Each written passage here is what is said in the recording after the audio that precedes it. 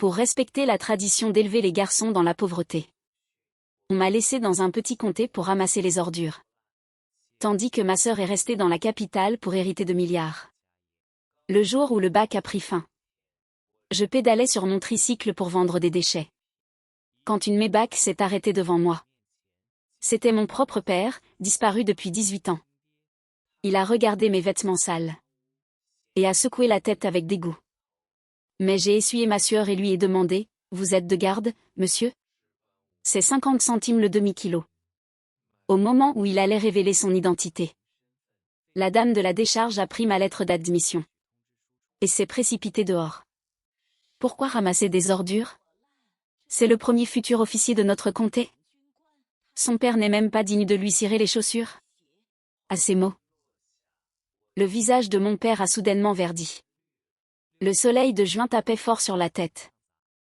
Quand j'ai tourné dans la décharge avec mon tricycle, la sueur avait déjà collé le dos de mon treillis.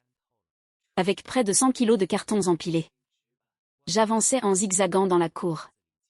Tante Jao, on pèse. Jao Fanjing, alias Tante Jao, a passé la tête hors de l'abri en tôle. Elle tenait un éventail en jonc. Ses rides formaient comme une fleur. Lizzie, repose-toi un peu avant de repartir. Que fera-t-on si tu as une insolation? Ça va, le prix est bon aujourd'hui, 52 centimes. J'ai sauté pour mettre les cartons sur la bascule. La coupure de fil de fer sur mon bras avait déjà croûté. Ça tirait, j'ai dû changer de main. J'ai continué à charger, le compteur affichait 106,5 kilos. J'allais sortir mon téléphone pour calculer. Quand un bruit sourd est venu de derrière. Un bourdonnement de moteur à basse fréquence. Profond et constant. Ce son jurait complètement avec ce chemin boueux. En me retournant. Une Maybach noire était garée devant la décharge. La carrosserie brillait comme un miroir. Reflétant la pile de cartons derrière moi. La portière s'est ouverte.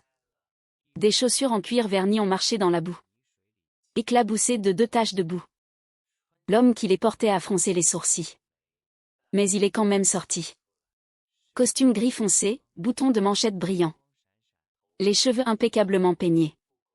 On voyait tout de suite le genre. Le genre à diriger depuis des bureaux luxueux. Il se tenait là. Comme s'il sortait de la télé. Complètement déplacé sur ce chemin de terre. Il me fixait. Je l'ai regardé aussi. Que ce genre d'homme vienne ici. C'était sûrement pour vider des affaires après un déménagement. J'ai essuyé ma sueur. Et je lui ai crié, « Monsieur.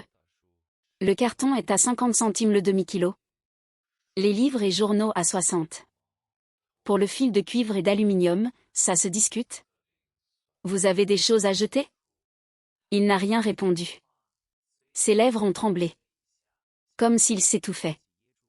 Son regard est passé de mon visage à mon corps. Mon treillis délavé aux poignets effilochés. Et en bas, des chaussures en toile. Couvertes de boue séchée. Puis il a secoué la tête. C'était un mouvement léger. Mais je l'ai vu clairement. Ce n'était pas un refus. C'était une déception indescriptible. Qu'est-ce que ça pouvait me faire? S'il n'aime pas la saleté, qu'il ne vienne pas ici. Je l'ai ignoré.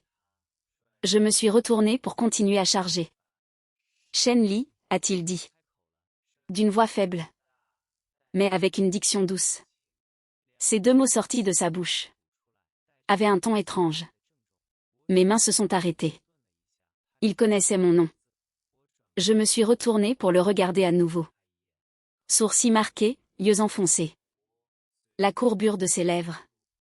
Ce visage m'était familier. Comme si je l'avais vu sur une vieille photo. Le genre caché au fond d'un tiroir. Celle que maman m'interdisait de regarder. T'es qui? Sa pomme d'Adam a bougé. Il a ouvert la bouche pour parler. Lizzie. Lizzie. Viens vite. Tante Jao a jailli de son abri. Agitant une enveloppe en papier craft. Le visage rouge. Hurlant à s'en faire entendre dans toute la rue. C'est là. C'est là. Ta lettre d'admission pour l'Université des sciences de la défense. L'Université de la défense, tu te rends compte? Elle m'a attrapé par le bras. et m'a fourré l'enveloppe sous le nez. L'emblème militaire était imprimé sur le papier. Solennel et rouge. Quand je l'ai prise, mes doigts étaient couverts de poussière de carton. Tante Jao ne pouvait plus se contenir. Elle s'est tournée vers l'homme en costume et a crié « Regardez! Regardez! C'est le premier de notre comté de Quinquan. Le premier à entrer à l'université de la Défense, un futur officier. » Plus elle parlait, plus elle s'excitait. Elle a tapé sur sa cuisse, son père n'est même pas digne de lui cirer les chaussures. Ça fait 18 ans. On ne l'a jamais vu, et maintenant que le garçon réussit, il viendrait récolter les fruits? Dans ses rêves. Il y a eu un silence de 3 secondes devant la décharge. Le visage de l'homme est passé d'une couleur normale au vert pâle. Ses lèvres ont tremblé. Je suis son père. Tante Jao s'est figée. Moi aussi. Mais juste un instant. J'ai baissé les yeux vers la lettre. Puis levé les yeux vers lui. Son arcade sourcilière. La ligne de sa mâchoire était identique à ce que je voyais chaque matin. C'était le même moule. J'ai juste dit un mot, oh. Il est resté là, ouvrant la bouche plusieurs fois.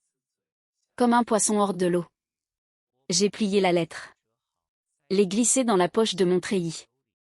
Je me suis retournée pour monter sur mon tricycle. J'ai mis 2 coups de pédale. Attends. Il a fait un pas en avant. Ses chaussures se sont enfoncées dans la boue. Lizzie, papa a quelque chose à dire. Monsieur, je n'ai même pas tourné la tête. J'ai encore une charrette à livrer rue Sud. Je termine à 15 heures.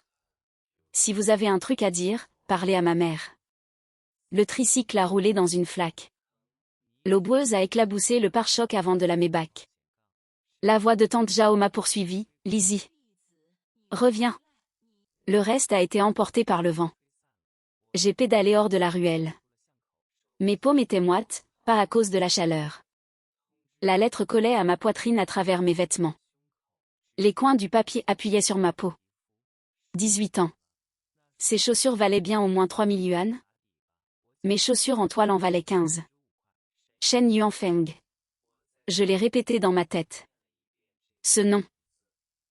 Je l'avais lu à 14 ans en cherchant le livret de famille dans un tiroir. Sur un morceau de papier jauni. Sur ce papier était écrit « Père, Shen Yuanfeng ». À l'époque, je l'avais replié tel quel. Et remis dans le tiroir. Puis j'étais sorti ramasser des déchets toute l'après-midi. Pareil aujourd'hui. Qu'ils viennent ou non. La marchandise de la rue Sud devait être livrée avant 15 heures. À 17 heures, c'était la fin de la journée. J'ai poussé mon tricycle vide pour rentrer. Dès l'entrée de la ruelle, j'ai vu la Maybach. Elle était toujours là. Avec un chauffeur en polo noir à côté. Qui fumait adossé à la portière. En me voyant.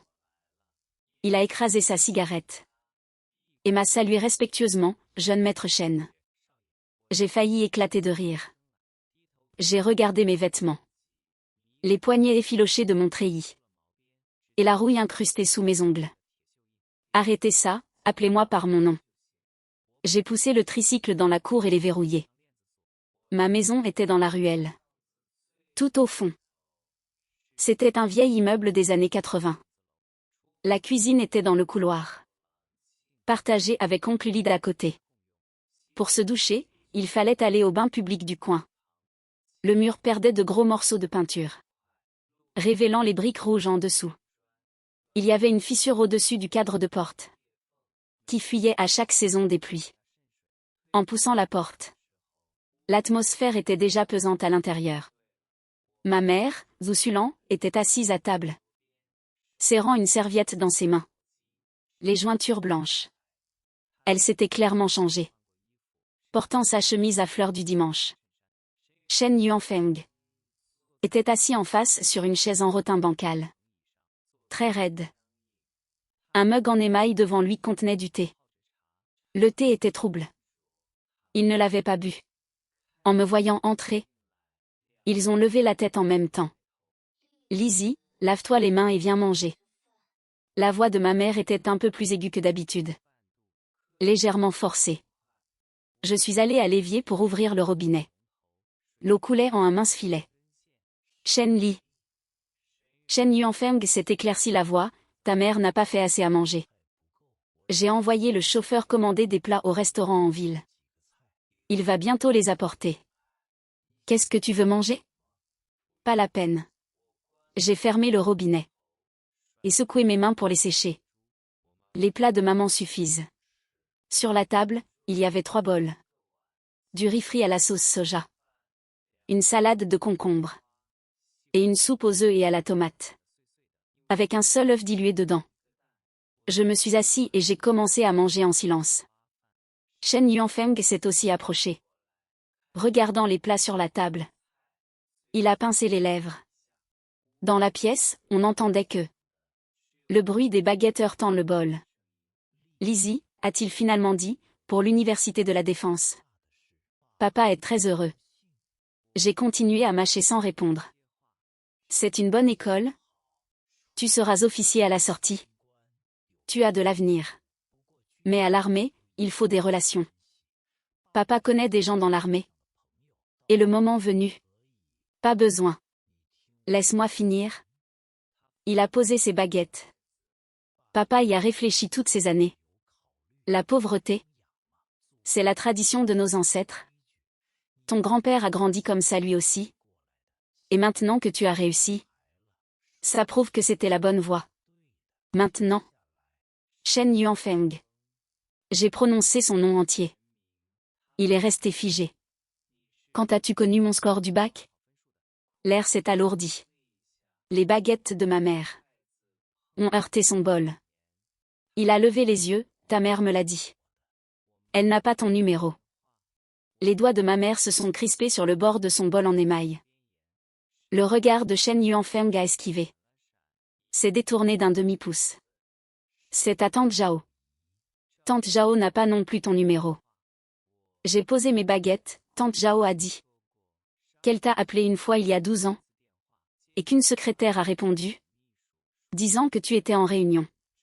Puis ce numéro a été désactivé. Il n'a rien dit. Je l'ai fixé. Les résultats sont tombés le 25 juin. Aujourd'hui on est le 12 juillet. Tu n'es pas venu dès que tu as appris la nouvelle? Tu as attendu 17 jours. Le thé a tremblé dans son mug. Des ondes se sont formées puis ont disparu. Comment l'as-tu su? J'ai demandé, voyant sa pomme d'Adam bouger. Après un silence. C'est des gens du bureau de l'éducation?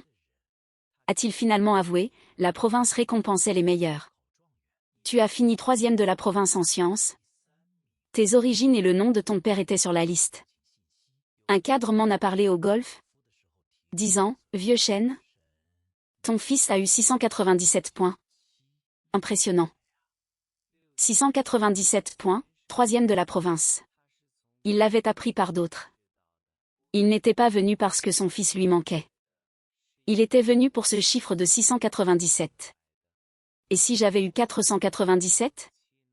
Ou 397? Serait-il venu en mes bacs sur ce chemin boueux? Ayant fini de manger, j'ai pris mon bol.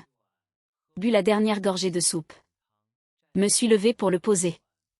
Dans l'évier. Lizzie. Ma mère s'est levée. Sa voix tremblait. Maman. Je vais faire la vaisselle. Repose-toi. J'ai ouvert le robinet. L'eau froide a coulé sur le fond du bol. Avec un bruit d'éclaboussure. J'ai entendu la voix de Shen Yuanfeng derrière moi, Sulan. Il a le même caractère que toi. La voix de ma mère est redevenue plus calme. Un jet d'eau saccadé est sorti du robinet. Éclaboussant ma main. J'ai essuyé ma main. Et suis retourné dans la pièce. Shen Yuanfeng était toujours sur sa vieille chaise en rotin. J'ai une proposition. Il m'a regardé, viens vivre à Pékin quelques jours. Tu as plus d'un mois avant la rentrée. Rencontre la famille. Ta sœur veut aussi te voir. Ma sœur. Celle qui a grandi dans des villas, habillée en marque. Voulait voir son frère qui ramasse les ordures. J'ai regardé ma mère. Elle gardait la tête baissée. Tordant sa serviette. D'accord. Ai-je dit. Shen Yuanfeng a poussé un soupir de soulagement. Mais à une condition. Je l'ai regardé, je paierai moi-même mon billet pour Pékin. Son expression s'est figée un instant. J'ai économisé 23 000 yuan. En vendant le tricycle, j'aurai 2 000 de plus, ça ira. Un garçon de 18 ans ramassant des ordures en tricycle avait économisé 23 000 yuan. Il a ouvert la bouche, mais n'a rien dit. Il est parti ce soir-là, quand les feux de la Maybach ont disparu de la rue. Je me tenais à la fenêtre. Tante Zhao était apparue on ne sait quand. S'est glissée jusqu'à ma porte. Et a passé la tête par la fenêtre. Lizzie. Ça va? Ça va. Qu'est-ce que tu comptes faire avec cet homme? J'ai tiré les rideaux. Les anneaux étaient rouillés. J'ai dû forcer pour les fermer. Tante Zhao. Je vais aller à Pékin. Pour voir à quoi ça ressemble vraiment là-bas. Tante Zhao est restée silencieuse un moment. A sorti une enveloppe rouge de sa poche. Et me l'a glissée dans la main. Mange bien sur la route, ne te prive pas. L'enveloppe était très fine. Il y avait environ 300 yuan à l'intérieur. Son bénéfice du mois ne dépassait pas les 2 ou 3 000. Je ne l'ai pas refusé, sinon elle se serait fâchée. De mon comté à Pékin. C'était 6 heures en train puis en TGV. Shen Yuanfeng avait dit vouloir acheter mon billet. J'avais refusé. Il voulait envoyer son chauffeur me chercher. J'avais aussi refusé. Finalement, n'ayant plus le choix. Il m'a envoyé une adresse. Avec ce message, prends un taxi à ton arrivée, je te rembourserai.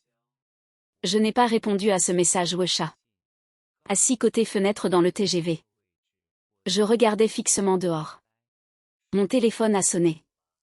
C'était un message vocal de tante Zhao. Lizzie, envoie un message à ta tante quand tu arriveras. Il y a beaucoup de monde et de voitures à Pékin. Fais attention à toi. Ne te dispute pas avec ton père.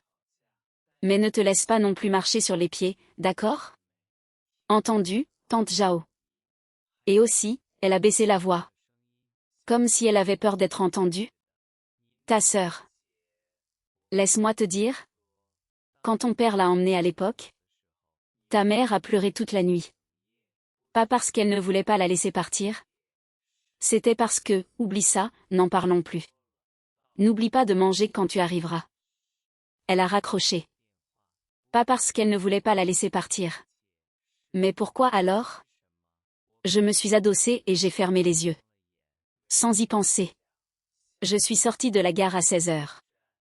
Pékin en juillet était comme un cuiseur vapeur. J'ai arrêté un taxi. Et lui ai donné l'adresse. Le chauffeur m'a jeté un coup d'œil dans le rétroviseur. A ouvert la bouche mais n'a finalement rien dit. On a roulé plus de 40 minutes. La densité de la ville a changé. Passant des quartiers commerciaux aux zones d'ambassade. Puis à un endroit caché derrière des platanes. Un quartier de villas. La voiture s'est arrêtée devant un portail électrique noir. Le numéro était fixé sur le pilier. Il n'y avait pas de nom. 3 voitures étaient garées devant, une Maybach, une Porsche Cayenne et une Mini Cooper rose. Le chauffeur de taxi s'est retourné, jeune homme. On est arrivé, ça fait 47. J'ai scanné pour payer. Pris mon sac en toile et suis descendu. J'ai pris une grande inspiration devant la porte. Et j'ai sonné. Une dame en uniforme m'a ouvert. M'a vue et a semblé surprise, vous cherchez qui? Shen Yuanfeng. Je suis son fils. L'expression de la dame a tremblé. Comme si elle avait entendu quelque chose d'irréel. Elle s'est écartée pour me laisser passer. M'a conduit à travers la cour jusqu'au salon. Le salon était immense. Assez grand pour contenir tout mon vieil immeuble. Le sol était en marbre gris clair. Un lustre en cristal pendait du plafond. Sur le mur était accroché une photo de famille. Je me suis approchée pour y jeter un coup d'œil. Il y avait 4 personnes, Shen Yuanfeng, une femme que je ne connaissais pas, et une fille d'environ 15 ou 16 ans, portant une robe blanche, avec un doux sourire. Ni moi, ni ma mère n'y étions. J'ai détourné le regard. Des pas ont résonné dans l'escalier. Une fille est apparue au tournant. Un peu plus âgée que sur la photo. les cheveux bouclés, tombant sur ses épaules. Elle portait une nuisette en soie à bretelles et un collier de perles autour du cou. Elle s'est appuyée sur la rampe, a penché la tête pour me regarder, m'a scruté de la tête aux pieds. Mon sac en toile militaire, mon treillis, mes chaussures. La courbure de ses lèvres a changé. Tu es Shenli? Bonjour, grande sœur. Elle a plissé le nez. C'est quoi cette odeur sur toi? De la sueur, ou? Elle a reniflé de façon exagérée. Une odeur de rouille? J'ai baissé la tête pour renifler ma manche. 6 heures de train, ce n'était en effet pas très rafraîchissant. C'est peut-être l'odeur du carton? Ai-je dit honnêtement. Elle est restée figée un instant. Puis a souri. Un sourire sans aucune bienveillance. Papa a dit que tu ramassais les ordures? Le recyclage de déchets? J'ai corrigé. C'est pareil.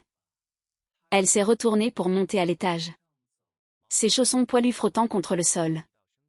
La chambre d'amis est au bout du couloir au premier étage. Va d'abord prendre une douche. J'ai peur que si tu t'assieds à table comme ça, la dame doive passer du désinfectant sur la chaise demain. Elle est partie. L'ombre des bignonnes se projetait par la fenêtre, tombant sur le sol en marbre. Je suis restée là, la sangle de mon sac me tiraillant l'épaule. Voilà qui était Shen Yao. Ma sœur, celle qui vivait ici depuis sa naissance.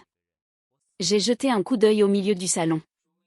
La climatisation bourdonnait au-dessus. Dans un coin se trouvait un piano à queue. Une fine couche de poussière recouvrait le couvercle. Ce piano valait bien 10 ans de tricycle pour moi. J'ai posé mon sac et suis allée dans la chambre d'amis. En ouvrant la porte, j'ai cru m'être trompée. Cette chambre était plus grande que celle que je partageais avec ma mère. Il y avait une baignoire dans la salle de bain. Une douche indépendante. Un sèche-serviette chauffant. L'eau chaude coulait dès qu'on ouvrait le robinet. Pas de grincement. Pas de soubresaut, pas de jet saccadé. Je me suis tenue sous la pomme de douche. L'eau chaude me coulant sur la tête. L'hiver, dans les bains publics de notre comté. C'était 5 yuan par personne. Limité à 20 minutes. Ici, l'eau était à 40 degrés constants. Avec un débit parfait. Je suis restée longtemps debout, les yeux fermés. L'eau frappait la cicatrice sur mon dos. C'était à l'âge de 8 ans. Quand j'étais tombée de mon tricycle. Lors de cette hospitalisation. Maman avait appelé Shen Yuanfeng 6 fois. Au 4e, une secrétaire avait répondu. D'une voix très courtoise. Monsieur Shen est en réunion. Au 5e, la ligne était coupée. Le 6e appel venait d'un numéro inconnu. Ce n'était pas Shen Yuanfeng. Monsieur Shen a dit.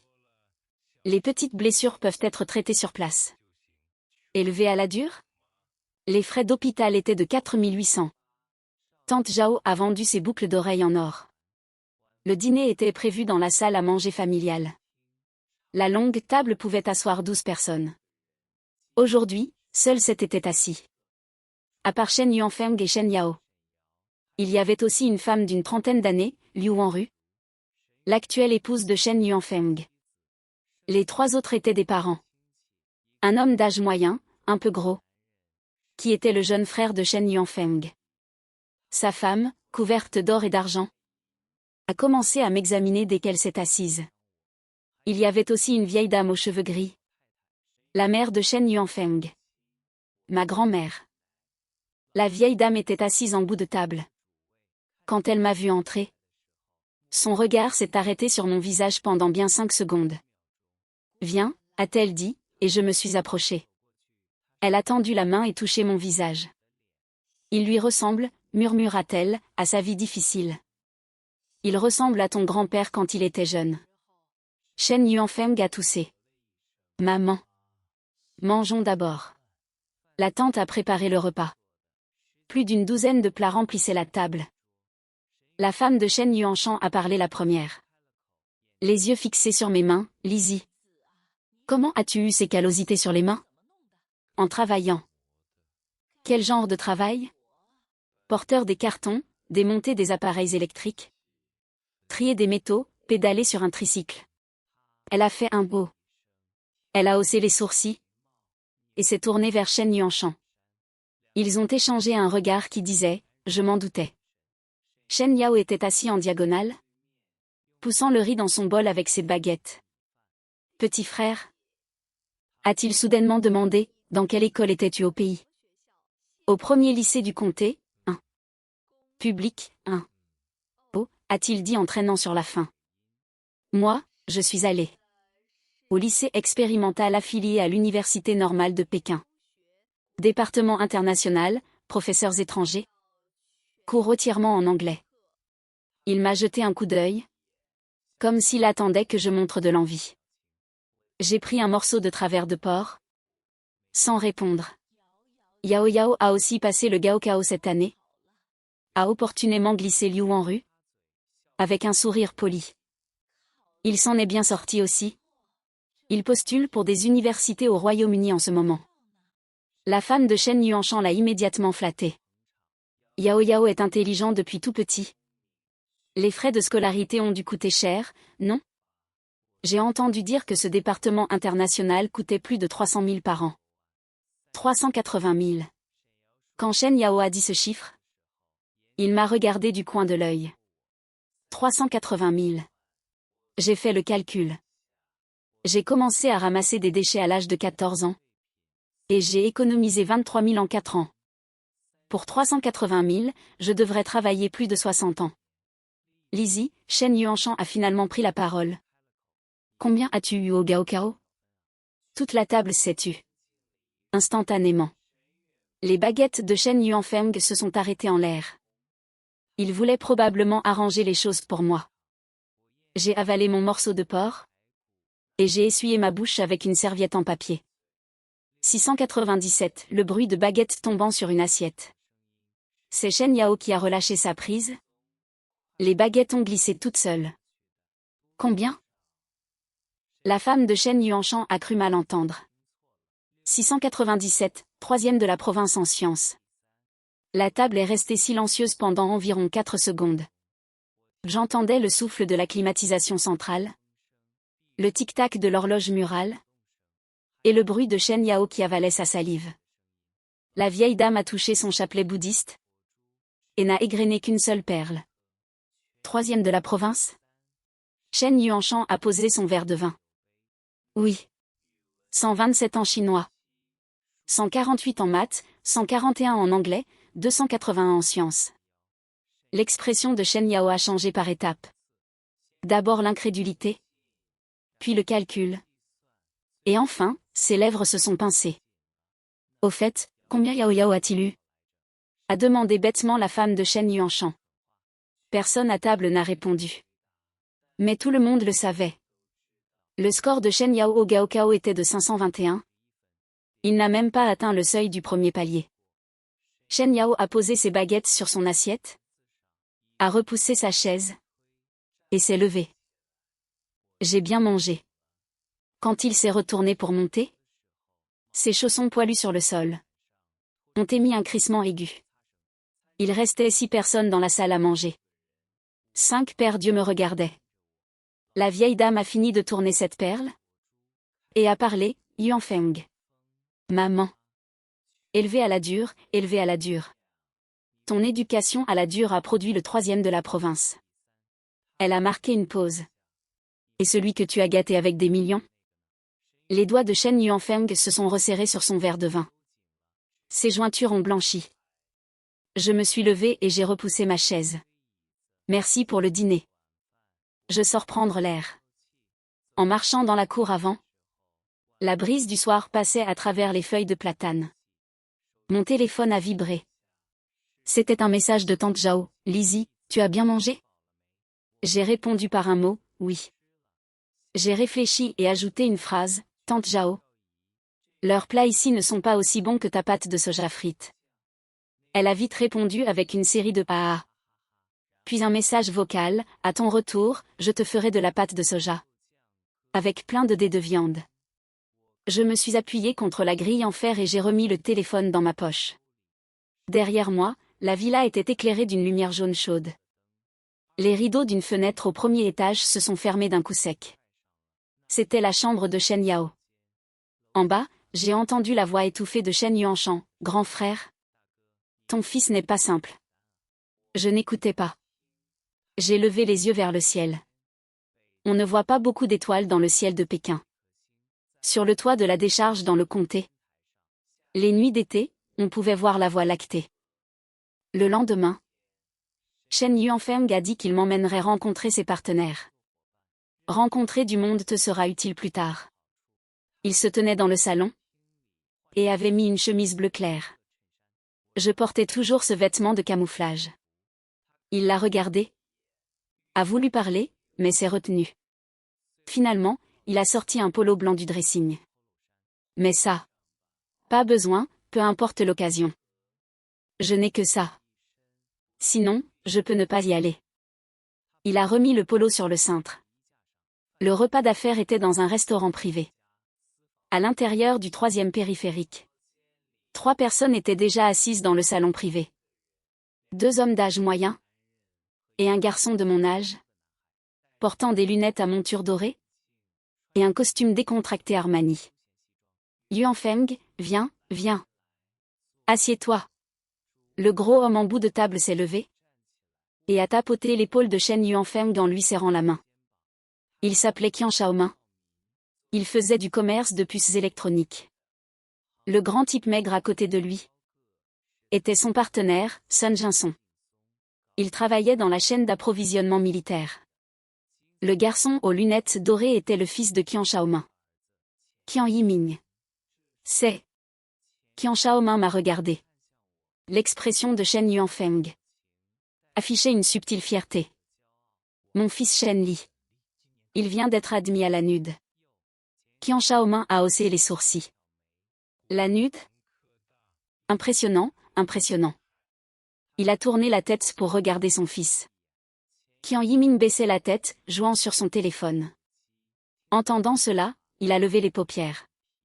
Yiming est allé à l'Imperial College cette année, a dit Qian Shaomin en souriant. Il étudie l'informatique. Les frais me font mal au foie. Mais bon, si c'est ce que l'enfant veut, qu'il y aille. L'Imperial College est une bonne école, a ajouté Shen Yuanfeng. Après quelques tournées de boissons, Qian Yiming a finalement posé son téléphone. Shen Li, c'est ça? Quelle est ta spécialisation? Je n'ai pas encore choisi de spécialité.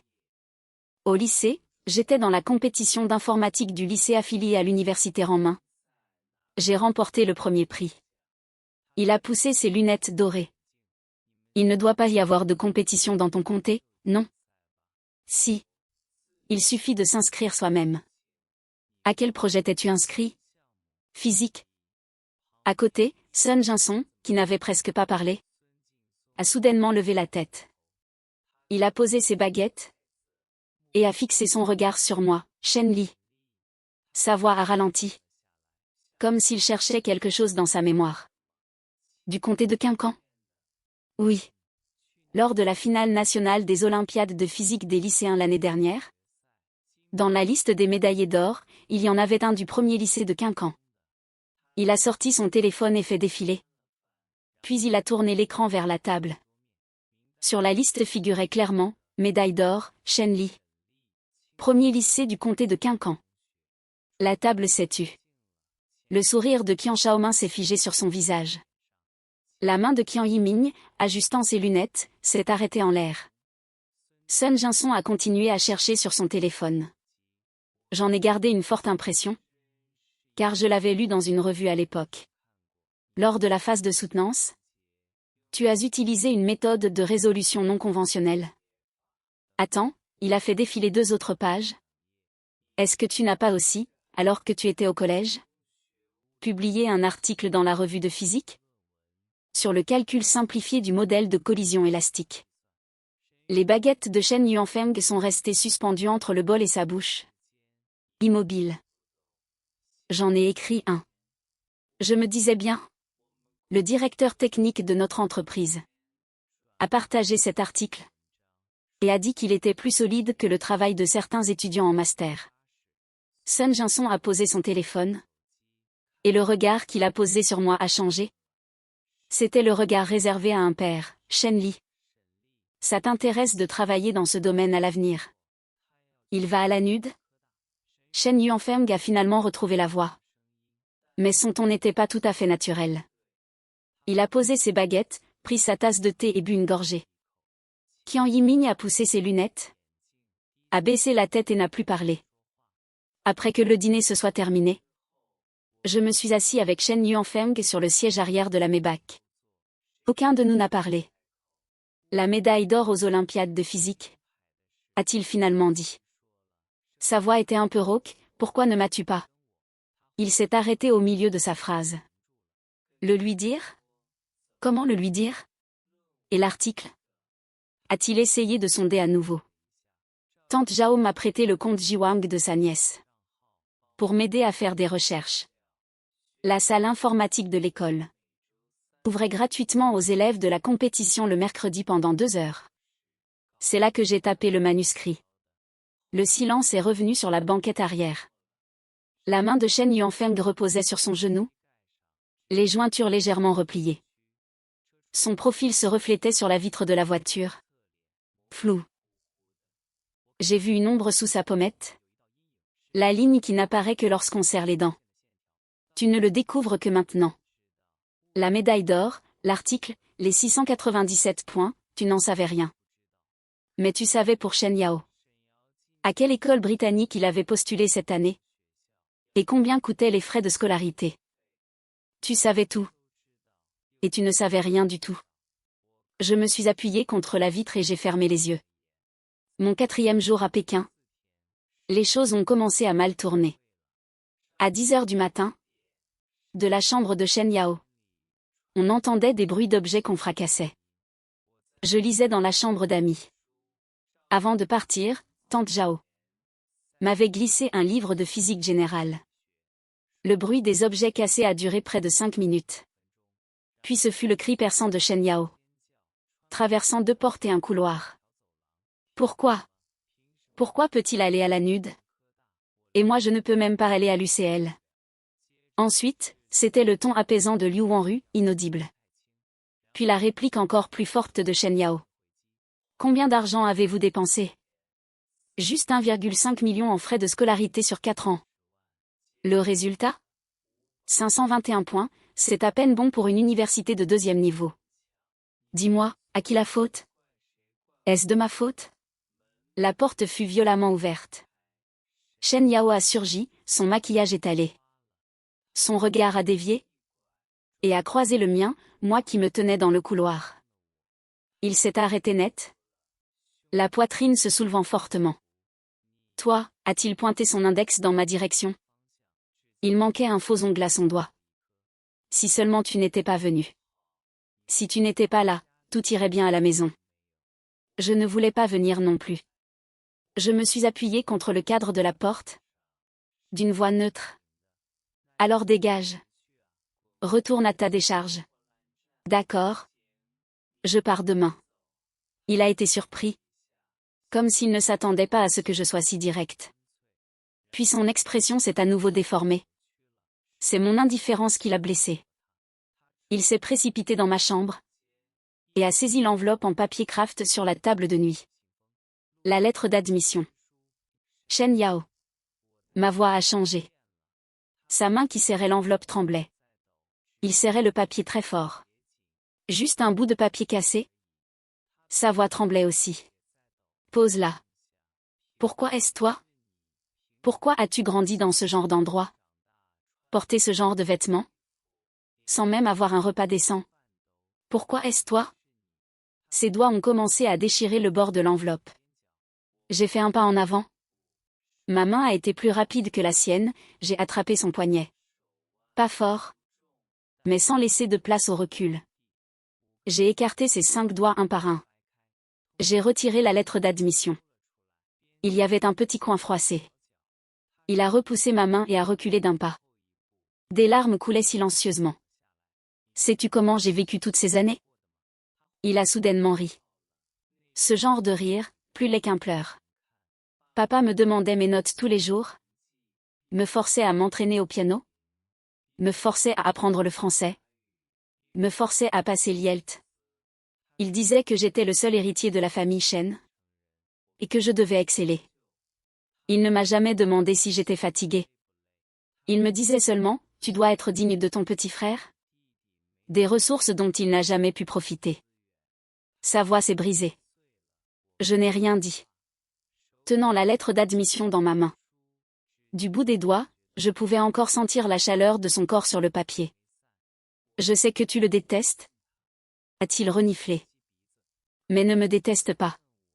Je n'ai pas choisi tout ça. Il est parti, traînant ses chaussons poilus.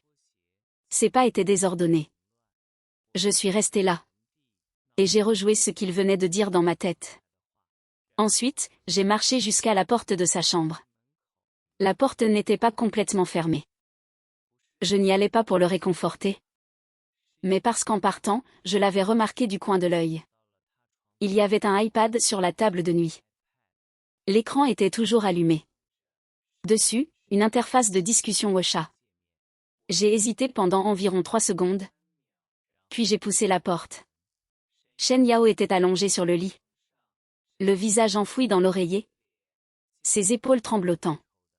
L'iPad était sur la table de nuit. L'écran ne s'était pas encore éteint.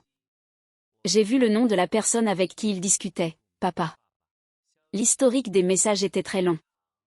J'ai jeté un coup d'œil rapide. Un message d'il y a 2 ans, papa, maman a appelé.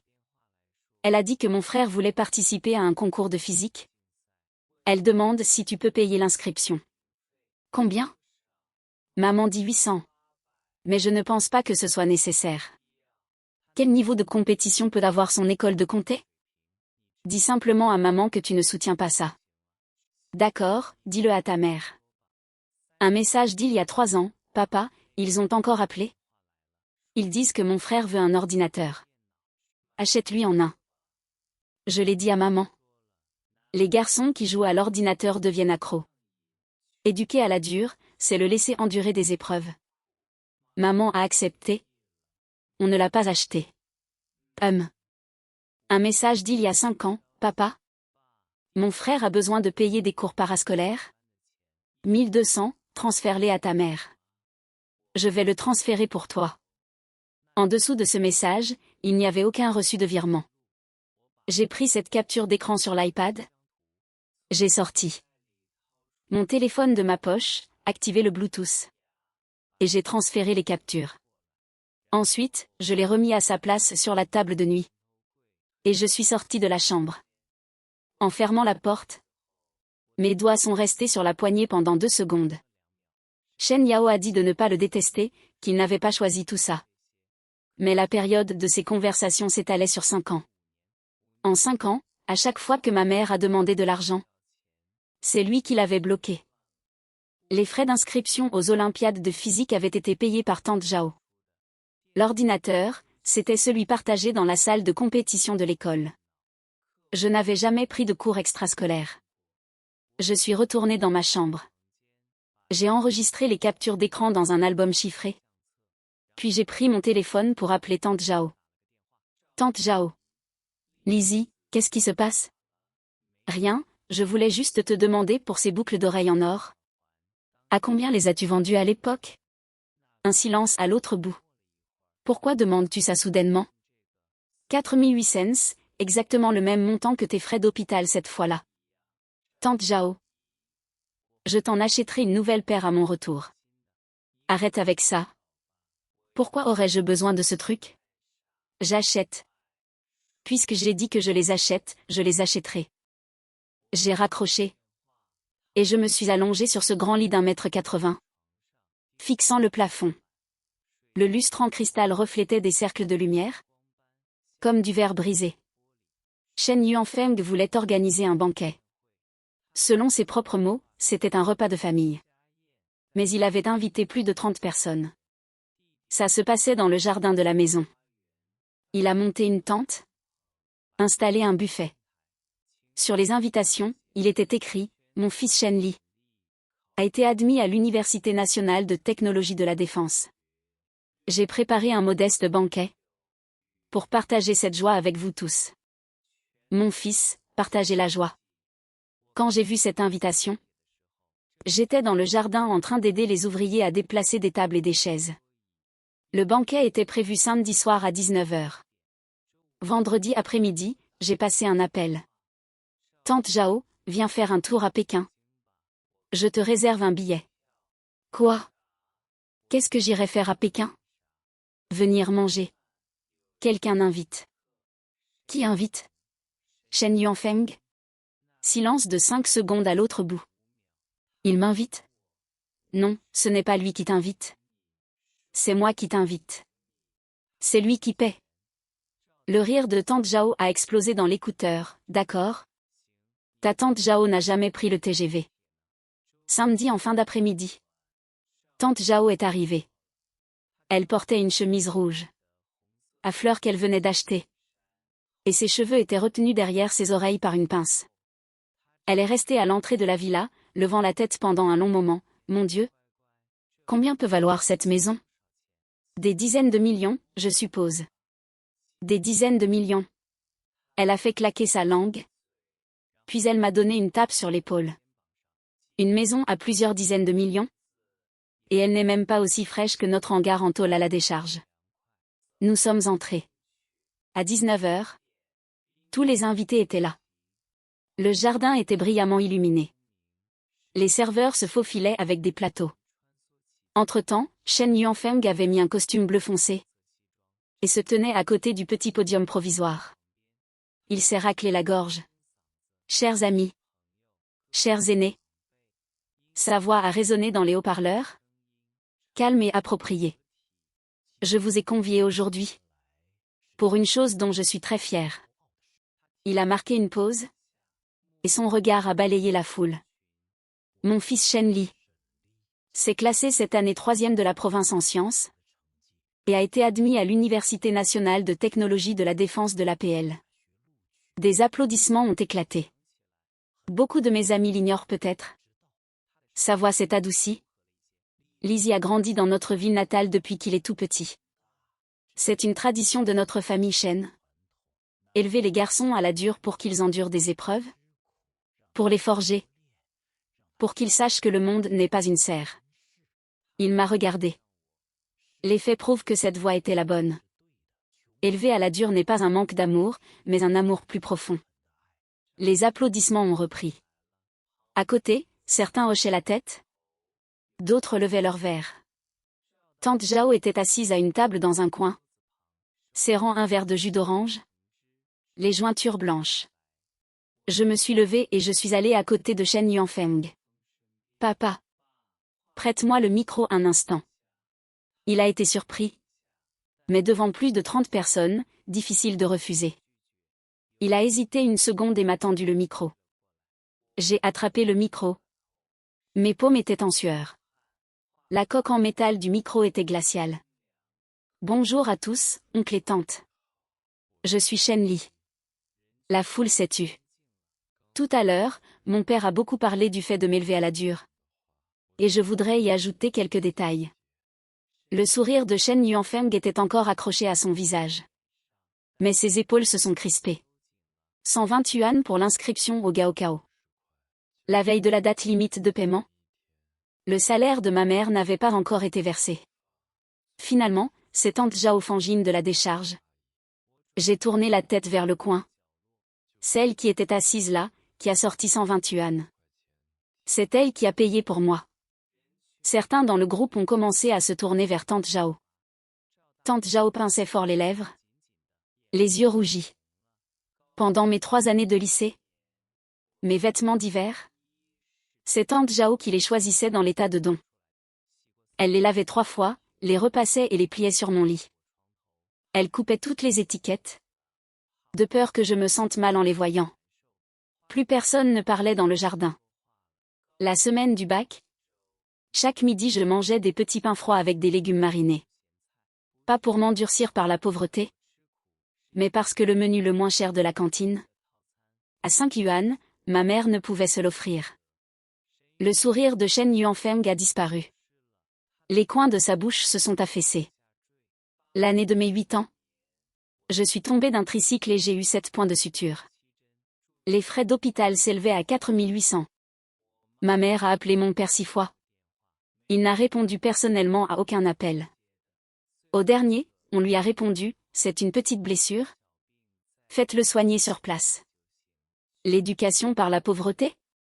J'ai fait une pause. Ces frais d'hôpital? C'est Zhao Feng Ying qui a vendu ses boucles d'oreilles en or pour les payer. Les larmes de tante Zhao ont coulé, tombant sur la table. Elle s'est essuyée d'un revers de main, en se mordant la lèvre jusqu'à la blanchir. Alors j'ai regardé le micro. La soi-disant éducation par la pauvreté ce n'est pas. Et un amour plus profond ce n'est pas de ne pas avoir donné un sou en 18 ans. De ne pas avoir passé un seul appel. De ne jamais s'être vu. Si je me tiens ici aujourd'hui, ce n'est grâce à l'éducation de personne. C'est grâce aux 120 yuan de tante Zhao Fangjing. C'est grâce au salaire de ma mère à l'usine alimentaire. 2300 yuan par mois. C'est grâce à la salle informatique du lycée numéro 1 de Quincan. Ouverte en libre accès. Et à un livre de physique trouvé dans une décharge. J'ai remis le micro sur son pied. Le métal contre le métal a fait un bruit sourd. Des plus de 30 personnes dans le jardin, aucune n'a fait de bruit. Certains regards se sont posés sur Shen Yuanfeng. Ces regards portaient un poids.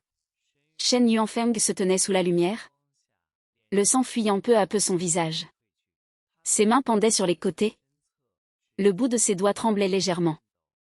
Ses lèvres ont bougé 2 fois sans émettre de son. Je suis descendu de l'estrade. Je me suis approché de tante Zhao. Je me suis penché pour lui tendre un mouchoir. Tante Zhao, ne pleurez pas. Elle a pris le mouchoir. N'a pas essuyé ses larmes.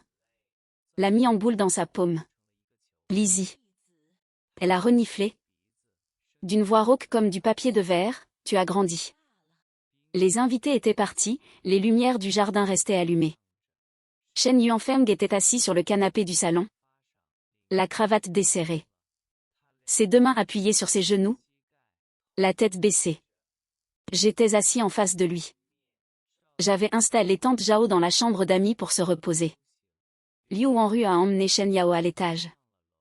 Il ne restait que nous deux dans toute la maison. Tu me hais. C'est lui qui a parlé le premier. Une affirmation. Non. Haïr est trop fatigant. Il a levé la tête. Les yeux injectés de sang. J'ai eu tort, c'est vrai. Sa voix était très basse. Mais pour certaines choses, j'avais des raisons. Par exemple, l'argent, j'en ai envoyé. 5000 par mois. Transféré sur le compte de ta mère, tu peux vérifier. Je n'ai rien dit. J'ai sorti mon téléphone et trouvé les 7 captures d'écran. Je lui ai tendu l'appareil. La première, il a pris le téléphone et jeté un coup d'œil. Ses sourcils se sont froncés. Quand il est passé à la deuxième, ses rides se sont creusées. La troisième. Les articulations de ses doigts ont craqué. La quatrième, son pouce s'est figé sur l'écran. C'était un message de Shen Yao datant d'il y a 3 ans. Je lui ai transféré pour toi. Et aucune trace de transfert. Il a fixé ce message pendant environ 10 secondes. Puis a passé à la 5e. Shen Yao le persuadant de ne pas m'acheter d'ordinateur. La 6e. Shen Yao refusant en son nom les frais d'inscription au concours de physique. La 7e. Shen Yao lui disant que le petit frère ne voulait pas lui parler. N'appelle plus. Je n'ai jamais dit ça. Les mains de Shen Yuanfeng ont commencé à trembler. Du bout des doigts jusqu'au poignet. Des poignets jusqu'au bras. Sa voix s'est brisée. C'est YAO. Regarde les dates toi-même. 5 ans. Depuis ses 13 ans. À chaque fois que ma mère t'a demandé de l'argent, elle a fait barrage. Il s'est levé d'un bond. La chaise glissant d'un demi-mètre en arrière. C'est impossible, quel âge avait-elle? Pourquoi ferait-elle ça? Parce qu'elle avait peur. Ma voix était sans émotion. Peur que tu découvres mes bonnes notes. Peur que tu me portes de l'attention. Peur de ne plus être l'unique héritière. Il se tenait là. La poitrine se soulevant rapidement. Puis il s'est mis à fouiller son téléphone. À chercher les relevés bancaires. 5 000 par mois. Transféré pendant 3 ans, mais le compte bénéficiaire. Son visage a pâli. Le compte bénéficiaire n'était pas celui de ma mère ou Sulan. C'était celui de Shen Yao. Il a vérifié les détails des virements. Pendant 3 ans entiers, 5 000 par mois. Un total de 180 000. Tout est allé sur le compte personnel de Shen Yao. Le téléphone a glissé de ses mains. Et s'est écrasé sur le tapis persan. Il s'est effondré sur le canapé. Le visage enfoui dans ses mains. Un son a filtré entre ses doigts. Pas des pleurs. Comme le bruit sourd de quelque chose qui se brise. 18 ans. Ses doigts s'enfonçaient dans ses cheveux. Ses jointures blanchissaient. 18 ans, je pensais que tu allais bien. Elle disait que tu m'ignorais. Que tu me haïssais. Je l'ai cru. Et putain, j'y ai cru. Je suis resté assis à le regarder. Pour être honnête, je n'ai ressenti aucun plaisir en voyant cette scène. Seulement une lourdeur oppressante sur ma poitrine. C'est ta fille. Ai-je dit. C'est toi qui l'as élevée. Ses mains ont glissé de son visage. Les yeux rougis. Lizzie. Ne m'appelle pas comme ça. Je me suis levée. Règle tes affaires ce soir. Je prends le train tôt demain matin pour Quincan. En arrivant à la porte, je me suis arrêtée. Les boucles d'oreilles en or de Tante Zhao. Les 4 800 des frais d'hôpital de mes 8 ans. Quand vas-tu les rembourser? Peu importe, tu peux ne pas le faire. C'est à Tante Zhao que tu dois de l'argent, pas à moi. Je suis montée à l'étage. Un bruit sourd a retenti derrière moi. De retour dans la chambre d'amis, j'ai fermé et verrouillé la porte. Je suis restée adossée à la porte un moment. La lettre d'admission était posée près de l'oreiller. Mon téléphone a sonné. Un message vocal de Tante Zhao. Lizzie, parle moins fort. J'entends du bruit à travers le mur, tout va bien? Tout va bien, Tante Zhao, dormez. Couche-toi tôt, toi aussi. On reprend la route demain. D'accord. J'ai posé le téléphone sur la table de nuit et me suis allongée. Le lustre en cristal au plafond s'est éteint. Dans l'obscurité, seul le bourdonnement de la climatisation se faisait entendre. En fermant les yeux, ce n'est pas le visage de Shen Yuanfeng qui est apparu, mais celui de mes 8 ans, allongé sur le lit de l'hôpital du comté. Maman était assise à côté, épluchant une pomme. La pelure de la pomme s'est cassée 3 fois. Ses mains n'arrêtaient pas de trembler.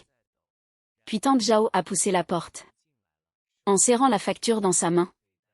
Ses oreilles étaient nues. Les boucles d'oreilles en or. S'étaient déjà transformées en 4 800 yuan en espèces à la bijouterie du coin. Elle a fourré la facture dans les mains de ma mère. D'une voix toujours aussi forte. C'est payé, ne t'inquiète plus. L'important, c'est que l'enfant guérisse. Ce soir-là, maman a pleuré, j'ai fait semblant de dormir. Je me suis retournée. Ce lit était très moelleux. Tellement moelleux que ça paraissait irréel. Demain, retour à la maison. La décharge, le tricycle. La sauce soja de Tante Zhao, ça, c'était réel. Le 28 juillet, jour de la rentrée à l'Université nationale de défense. Tante Zhao et ma mère se sont levées de bonne heure. Tante Zhao a préparé une marmite de soupe aigre douce. Et cuit 12 petits pains à la vapeur. Pour manger sur la route. La nourriture du train est chère et mauvaise. Elle a tout rangé dans un sac isotherme. Et l'a glissé dans mon sac en toile. Ma mère pliait des vêtements à côté. Ce n'étaient pas des vêtements neufs. C'étaient 2 vieux t-shirts et un caleçon long. Maman, l'académie militaire interdit les vêtements civils. Ses mains se sont arrêtées un instant. Puis elle a continué à plier. Prends-les, au cas où tu pourrais les porter pendant les vacances. Un klaxon a retenti dehors. C'était la Maybach. Le visage de Tante Zhao s'est assombri. Le voilà de nouveau. J'ai ouvert la porte. La Maybach était garée à l'entrée de la ruelle. Suivie d'une Audi A6 noire. Shen Yuanfeng est descendu de la Maybach. Il avait maigri. Un homme d'âge moyen en uniforme militaire est descendu de l'Audi. Des insignes de colonel supérieur sur les épaules. J'ai été surpris. Shen Yuanfeng s'est approché et a ouvert la bouche. Lizzie, sa voix était rauque. Je ne viens pas implorer ton pardon. Il a fait un pas de côté, laissant place à l'homme en uniforme derrière lui. Voici le chef d'état-major Zeng, de l'Université nationale de défense. C'est le fils de l'ancien compagnon d'armes de ton grand-père. Le chef d'état-major Zeng s'est avancé et a tendu la main. Élève Shen Li, ravi de vous rencontrer. Sa poignée de main était ferme, la paume calleuse. Ton article pour le concours de physique? Les professeurs de notre département de physique l'ont lu. Ils l'ont beaucoup apprécié. Ta 3e place provinciale en sciences est aussi arrivée aux oreilles de l'école. L'école te tient en haute estime. Il m'a tapé sur l'épaule. Une bonne recrue. Shen Yuanfeng se tenait à côté, les lèvres tremblotantes. Comme s'il voulait dire que c'était lui qui l'avait organisé. Mais n'osait pas le dire. J'ai regardé son visage. J'ai soudain compris qu'il n'était pas là pour s'en attribuer le mérite. Il était là pour se rattraper. Mais il se trompait sur une chose. Chef d'état-major Zeng. J'ai retiré ma main. Merci d'être venu exprès, mais je dois préciser une chose. Je n'ai besoin d'aucun traitement de faveur. Si j'ai pu être admis, je peux me débrouiller seul. Je tiendrai bon. Les yeux du chef d'état-major Zeng se sont illuminés. Il m'a regardé pendant 3 secondes, puis a tourné la tête vers Shen Yuanfeng. Bien. Alors je n'en dirai pas plus. On se voit à l'école. Il s'est retourné et est monté dans l'audi. Avant que la porte ne se ferme, il a passé la tête par la fenêtre. Shen Li. Ton grand-père avait le même caractère quand il était à l'armée. L'audi est parti. Seul la Maybach et Shen Yuanfeng restaient à l'entrée de la ruelle. Il m'a regardé. Sa bouche s'est ouverte puis refermée. Lizzie, laisse-moi t'accompagner à la gare. Pas la peine. Juste cette fois. Rien que cette fois. Sa voix s'est beaucoup abaissée sur les 2 derniers mots. Je n'ai rien dit. La voix de tante Zhao s'est fait entendre derrière moi. Lizzie. Laisse-le t'emmener. Il est venu de si loin. Ça ne se fait pas de refuser. En disant ça, elle ne regardait pas Shen Yuanfeng. Elle regardait les fourmis par terre. J'ai jeté un coup d'œil à tante Zhao. D'accord. Sur le chemin de la gare, l'arrière de la Maybach était très silencieux. Shen Yuanfeng était assis à côté de moi, les mains sur les genoux. J'ai réglé le problème avec YAO. Sa voix était très douce. Comment? Je l'ai envoyée en Angleterre pour l'année préparatoire. Elle devra travailler pour gagner sa vie. Le plafond de sa carte de crédit a été abaissé à 2000 HM. Pour la maison de ta mère, j'ai engagé quelqu'un pour la rénover. Elle refuse de déménager, j'en ai acheté une nouvelle en ville. Elle n'ira pas y vivre. Je sais, c'est pour ça qu'on rénove l'ancienne maison. Les murs ont été réparés. Les tuyaux changés. La climatisation installée. Je n'ai rien dit. La voiture est arrivée à la gare. Je suis descendue avec mon sac en toile. La place de la gare grouillait de monde. Je portais un sac en toile. À l'intérieur, il y avait 2 vieux t-shirts. Un manuel de physique. Le sac isotherme de tante Zhao. Le caleçon long plié par ma mère et la lettre d'admission. Lizzie. Shen Yuanfeng m'a rattrapé. Je me suis retournée pour le regarder. Il se tenait sur la place. La foule affluait autour de lui. Son costume et ses chaussures en cuir. Jurait toujours autant dans cet environnement. Est-ce que je peux? Il a marqué une pause. Sa pomme d'Adam a dégluti.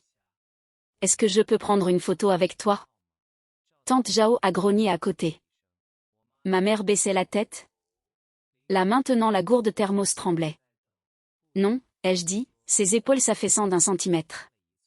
Mais tu peux en prendre une avec ma mère. Il est resté stupéfait. Ma mère aussi. J'ai tendu le téléphone à tante Zhao. Tante Zhao. Aidez-les à prendre la photo. Tante Zhao a pris le téléphone. En marmonnant, tenez-vous bien, tenez-vous bien. Ne soyez pas de travers. Shen Yuanfeng et ma mère se sont mis côte à côte devant la gare. Un point d'écart les séparait. Plus près, plus près. Tante Zhao les dirigeait. Ils n'ont pas bougé. L'obturateur a cliqué 3 fois. Sur les 3 photos, leurs expressions étaient crispées. Mais les yeux de ma mère étaient rougis. J'ai rangé mon téléphone. Je me suis tournée vers Tante Zhao. Tante Zhao. Elle a reniflé bruyamment, forçant son visage en un sourire. Allez, allez. Assez bavardé. Je me suis inclinée devant elle. À 90 degrés, pendant 3 secondes. En me redressant, j'ai vu que son menton tremblait. Les larmes coulaient à flots. Tante Zhao, merci. Elle a donné une tape sur mon épaule. Si fort que j'ai trébuché d'un demi-pas. Ne me fais pas ça. Dépêche-toi, tu vas rater ton train.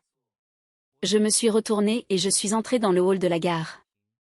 Derrière moi, la voix de ma mère. Très basse. Lizzie. Maman, je sais. Sans me retourner, je suis passée par les portillons. À ce moment-là, du coin de l'œil, j'ai vu Shen Yuanfeng encore sur la place. Il n'était pas parti. La Maybach était garée sur le bas-côté. Le chauffeur l'attendait à l'intérieur. Mais il n'était pas monté dans la voiture. Il restait là, sous le soleil de juillet, malmené par la foule qui se pressait autour de lui. Il ressemblait à un pieu cloué sur place. J'ai détourné le regard et me suis dirigée vers le quai. Dans le sac en toile, le sac isotherme de Tante Zhao exhalait l'odeur de la soupe aigre-douce. La lettre d'admission contre ma poitrine. L'insigne militaire frottait ma peau. Le train est entré en gare. De Quincan à Changsha, 9h30. Je me suis assis près de la fenêtre. Le sac en toile à mes pieds. En face de moi était assis un garçon de mon âge. Les cheveux coupés ras. Une étiquette de l'Université nationale de défense était collée sur sa valise. Tu es aussi à l'Université de défense? Oui. Tu viens d'où? De Quincan. Connais pas. Il a souri de toutes ses dents, en tendant la main. Je m'appelle Cheng Ye. Du Henan. Shen Li. Quelle spécialité? Pas encore attribuée. Et toi? Ingénierie des missiles. J'ai souri. Il a souri aussi. Le train a démarré. Mon téléphone a sonné. C'était un long message de Shen Yuanfeng. Lizzie, papa sait qu'il est trop tard pour dire quoi que ce soit. L'argent de l'hôpital quand tu avais 8 ans? Je l'ai déjà transféré à Zhao Fangjing. Pas seulement 4800? J'ai envoyé un peu plus. Les travaux de l'ancienne maison de ta mère commencent la semaine prochaine. Je superviserai moi-même l'équipe de rénovation. Je ne me mêlerai plus de tes affaires militaires. Mais si jamais tu as besoin de moi un jour. J'ai lu le message 2 fois, sans répondre. J'ai retourné mon téléphone et l'ai posé sur mes genoux. Cheng Y croquait une pomme en face. Avec un bruit croustillant. Il en a sorti une autre de son sac plastique. Et me l'a tendue. T'en veux une? J'ai pris la pomme. Et j'ai mordu dedans. C'était acide. Le train a traversé un long tunnel. La fenêtre s'est transformée en miroir noir, reflétant les lumières du wagon et mon visage. Je me suis regardée dans ce miroir noir. J'avais enlevé l'uniforme de camouflage. Je portais le vieux t-shirt que ma mère m'avait donné. Dans la poche latérale de mon sac, il y avait l'enveloppe rouge de Tante Zhao. 300 yuan. Et il y avait autre chose. Tout au fond du sac, une paire de semelles cousues main. C'est Tante Zhao qui les avait glissées là. Des semelles épaisses avec des points de couture denses. Avec 2 mots brodés au fil rouge, paix et sécurité. Les points n'étaient pas très réguliers. Ses lunettes de vue n'étaient plus assez fortes. Le tunnel est passé. La lumière du soleil s'est engouffrée d'un coup, j'ai plissé les yeux. Dehors, les collines du sud. D'un vert éclatant. Mon téléphone a sonné à nouveau. C'était un message vocal de Tante Zhao. Lizzie, tu es arrivée où? Tu as mangé? N'oublie pas de manger les petits pains dans le sac isotherme. Je l'ai fait, Tante Zhao. Appelle-moi quand tu seras arrivée. D'accord. Et aussi. Elle a fait une pause. Sa voix s'abaissant soudainement. Lizzie, tante. A quelque chose à te dire. Quoi? Ton père m'a envoyé une somme d'argent? Un montant plutôt important. Je suis gênée de l'accepter. Qu'est-ce que je dois faire, tu crois? J'ai réfléchi un instant. Garde-le. Sers-toi de cet argent pour changer le toit en tôle de la décharge. Ça fait 2 ans qu'il fuit. Et achète-toi de nouvelles lunettes de vue. Non. Tante Jao. Cet argent, ce n'est pas un don. C'est ce qu'il te doit. Ce n'est pas pareil. Il y a eu un long silence de l'autre côté. D'accord. Sa voix était étouffée. Bon, je raccroche alors. Pour économiser du crédit. Tante Jao. Pendant mes vacances, je reviendrai pédaler ton tricycle. Son rire a éclaté dans l'écouteur, mêlé à un reniflement. Laisse tomber. Si tu pédales avec ton uniforme militaire, tout le comté pensera que tu as fait une bêtise et que tu as été renvoyé. En riant, sa voix est devenue rauque. Allez, raccroche, a-t-elle dit. Les appels longue distance coûtent cher. Elle a raccroché. J'ai glissé le téléphone dans ma poche. Adossé à la vitre, j'ai fermé les yeux. Les vibrations du train se propageaient du siège à mon dos. Coup par coup, comme un battement de cœur. De nombreuses images ont traversé mon esprit. Le ciel étoilé depuis le toit de la décharge. Tante Jao chassant les moustiques avec son éventail. Le bruit des roues du tricycle sur la rosée matinale. Ma mère assise à sa machine à coudre. La pédale grinçant. L'année de mes 8 ans. L'odeur de désinfectant à l'hôpital. L'éclat des boucles d'oreilles en or sous le soleil. Et Shen Yuanfeng, debout sur la place de la gare. Immobile sous le soleil de juillet. J'ai ouvert les yeux. Cheng Y avait fini sa pomme. On arrive bientôt. Il s'est retourné et m'a dit. Il reste une station. Je me suis redressée et j'ai resserré les sangles de mon sac en toile. Les semelles brodées de tante Jao étaient tout au fond. Je savais où elles étaient. Le train a commencé à ralentir. Le quai est apparu par la fenêtre. Une banderole était accrochée, bienvenue aux nouveaux étudiants de 2024. Des aînés en treillis tenaient des pancartes pour nous accueillir. Je me suis levée. J'ai jeté mon sac en toile sur mon épaule. Cheng Y, marchant devant, m'a jeté un coup d'œil. Allez, viens. Qu'est-ce que tu attends, suis-moi. En sortant du quai, le soleil m'a frappé le visage. Devant moi s'étendait une large route.